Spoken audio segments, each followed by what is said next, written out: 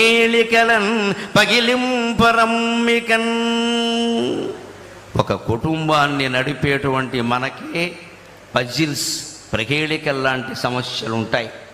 ఒక రాష్ట్రాన్ని నడుపుతున్న వ్యక్తికి ఎన్నుంటాయో నాకు తెలుసు, నాకేమీ తెలియని విషయం కాదు. ప్రహేళికలు అన్నీ పజిల్స్, ఆర్థికమైనవి, మానసికమైనవి, శారీరకమైనవి, పార్టీ పరంగా ఉండేవి, ప్రభుత్వ పరంగా ఉండేవి, ప్రజల పరంగా ఉండేవి, అనేక రకాలు ఉంటాయి. వాటిని ఛేదించడానికి ఉపాయం ఏమిటంటే రాలిన ఆకు మేల్ పసిడి రాగముగా చిగురించు.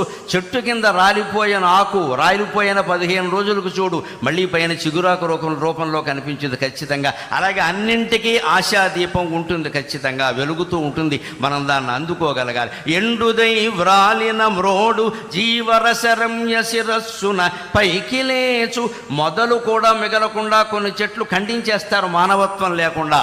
కానీ ఆ చెట్టుకి ఎంత పట్టుదల ఉందంటే నన్ను నువ్వు మొదలంటా ఖండించినా నేను మళ్ళీ చిగురు వేస్తా అని నెల తిరగకుండా అది చిగురిస్తోందండి. చెట్టు నుంచి మనం ఎన్ని పాఠాలు నేర్చుకోవాలి, చెట్టు నుంచి మనం ఎన్ని పాఠాలు నేర్చుకోవాలి, నేను మళ్ళీ చిగురిస్తా అని అంత బండరాజులా ఉండిపోయిన చెట్టు కూడా మళ్ళీ చిగురుస్తోంది ఖచ్చితంగా. అలాగే పాల్మాలిన లోకమందు అవమానము కండు ఘటిల్లెనంచు గగ్గోలుగా నేర్చేదేలా. నన్నెవరో అవమానించారు, నా గురించి ఏదో అనుకుంటున్నారు, ఇవన్నీ మనం ఆలోచించాల్సిన విషయం కాదు. విశ్వావసునామ సంవత్సరం మనకి ఇస్తూ ఉన్నటువంటి ఖచ్చితమైనటువంటి ప్రబోధం అదే.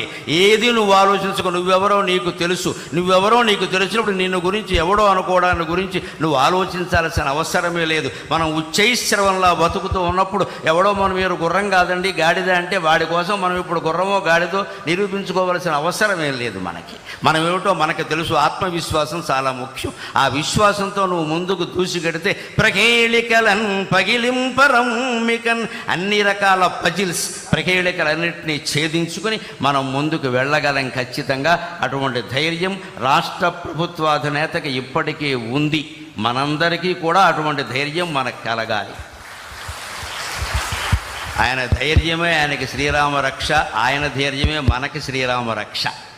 అందుకని వచ్చే సంవత్సరం విశ్వావసునామ సంవత్సరం ఆంధ్రప్రదేశ్ ప్రభుత్వానికి బాగా అవసరం. కాబట్టి నిజంగానే విశ్వావసు అంటే అన్ని రకాల బంగారము లోహాలు అన్నీ ఆంధ్రప్రదేశ్లోనే లభ్యమై భగవంతుడి దయ వల్ల అన్ని రుణాలు తీరిపోయి వారు ఆశించినట్టే స్వర్ణాంధ్రప్రదేశ్గా రూపొందుతుంది అని స్వర్ణ భారత్ ట్రస్ట్ సాక్షిగా మనం భగవంతుని ప్రార్థన చేద్దాం.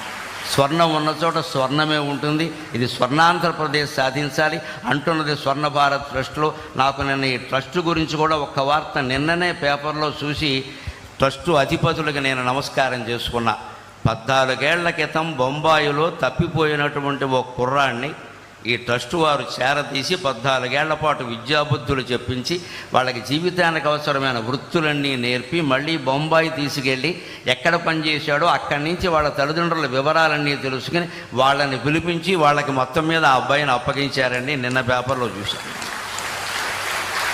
అందుకని మా అమ్మాయి ఇలాంటిదైనా దీప గారిని నేను ఆశీర్వదిస్తూ ఉన్నాను. నిజంగా ఇంత ట్రస్టు నడుపుతూ ఇంతటి మంచి కార్యక్రమాలు చేస్తూ నేను చూసి ఈ ట్రస్టు ఇంత గొప్పదా, దీనిగా నేను వెళ్ళబోతున్నదేని నేను చాలా సంతోషించాను. నిజంగా దీన్ని ఆదర్శంగా తీసుకుని మనం స్వర్ణాంధ్రప్రదేశ్ నిర్మాణానికి ఎంత చేయాలో అంతా చేద్దాం. ప్రభుత్వానికి పూర్తిగా సహకరిద్దాం అన్ని విధాల. ముందు ఒక్క విజ్ఞప్తి, ప్రభుత్వానికి కట్టవలసిన పన్నులన్నీ రూపాయి ఎగ్గొట్టకుండా కట్టేద్దాం. అది చాలు, ఇంకేమక్కర్లేదు.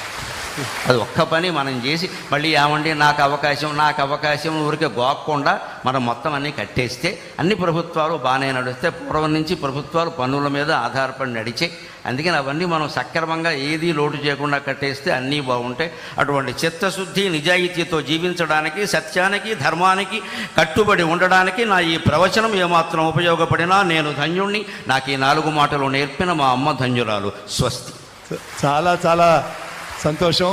గరికపాటి నరసింహారావు గారికి స్వర్ణ భారత్ ట్రస్ట్ తరఫున కృతజ్ఞత తెలుసాను. చాలా చక్కగా చేశారు. ఇప్పుడు పెద్దలు వచ్చిన తర్వాత మీకు సన్మానం చేసిన తర్వాత వెళ్తారు.